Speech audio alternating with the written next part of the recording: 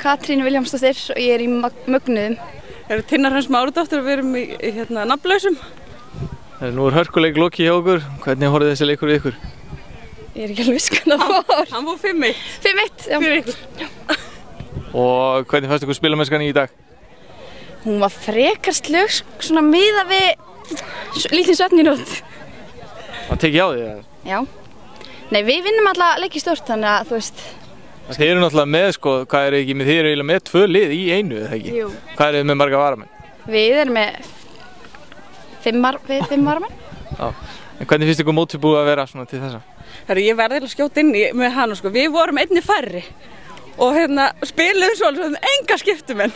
Og ætlar að segja mér að ekki lána ykkur einn mann? Nei. Það er ekki frekar ósakir? Það vildi ekki einu sinni lána markmann.